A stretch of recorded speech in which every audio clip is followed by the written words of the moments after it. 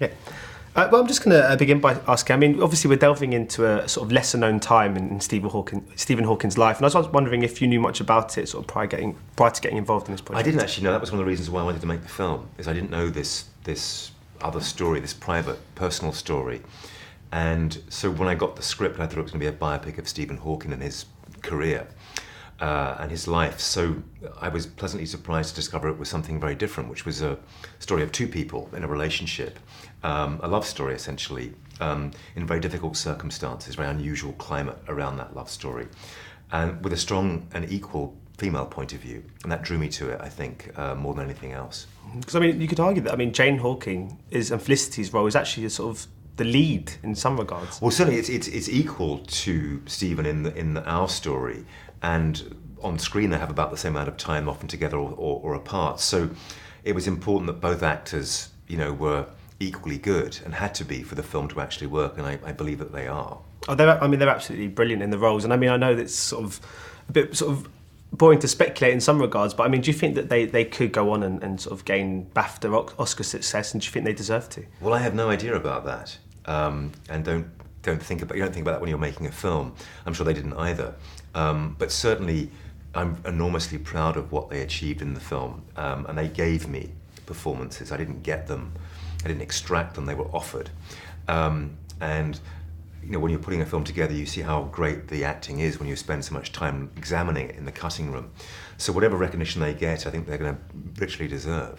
I mean, because not only are you blessed with two actors who can really act, but two actors who can play characters, because they can be quite mature in their demeanour, but in their sort of looks, they can play kids at college, exactly. University. No, exactly. The timeline of the film is such that you have to buy into them being in their early 20s, young and in love, and then in their 40s, as the story ends. There's a physicality to that both of them have to understand. In Stephen's case, it's marked by an illness that shows you the passing of time, and in Felicity's case, it had to be done through her own physicality, a much more discreet version of that.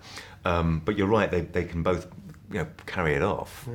I was just wondering as well, how closely sort of involved was Stephen and Jane in this project? Jane much more so than Stephen. It's the screenplay is based on her memoir. So that's a defining aspect of the story, is it's from her point of view. And so she was involved with Anthony, the screenwriter, and I met her a couple of times, as did Felicity Jones, and it was very, very productive meetings. With Stephen, he was much less involved. We showed him a screenplay, and he kind of gave his consent, not enthusiastically, but very graciously.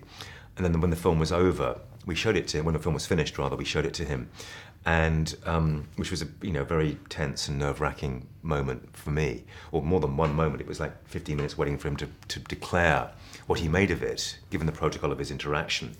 And so that 20 minutes was really kind of awkward, just waiting to hear what he was going to say about it and trying to fill the void of silence with your own silly chatter. But he proclaimed to be broadly true, which is a great compliment to the film, I think, or a great compliment to Eddie and Felicity, who pulled it off.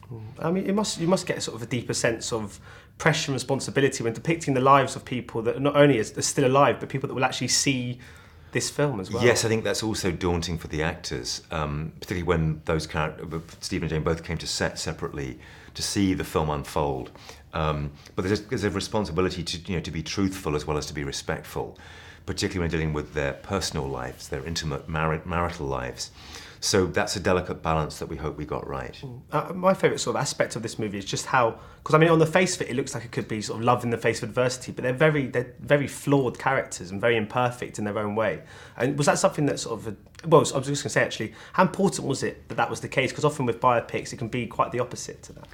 Well, I think to be true to their relationship, which didn't end, successfully, ended in failure, essentially. It's not a romantic comedy, yet at the same time there are many uplifting aspects of the story that you enjoy and engage with as it goes along, not least that Stephen has survived and been so productive as a scientist. But the true life aspects of it, of course, what makes the film have its authority and its emotional power comes from being honest about the deficiencies of the characters as well as their sort of achievements. And it's incredibly poignant and upsetting at times, but then there's also a lot of humour implemented into this. Was that quite a tough balance to get right? Well, the humour comes from the characters and from their reaction to their situation. And Stephen is a very witty man, a very mischievous man. and to be true to that, allow the film to be much more optimistic and cheerful and funny than you might expect when you first realise it's about someone in a wheelchair who has this really appalling illness to deal with every day. And just finally, what's next for you? Have you got anything lined up? I've just done an HBO TV show in New York called Crime, and I'm hoping to do a feature next year about Donald Crowhurst, the lone yachtsman. Brilliant. Thank you so much for your time today. Much appreciated. Thank you. Thank you. Ladies and gentlemen, you're watching Hey You Guys! Hey You Guys, huh? Hey, you guys. Is that from the Goonies? It is indeed, yes. Nice. Hey!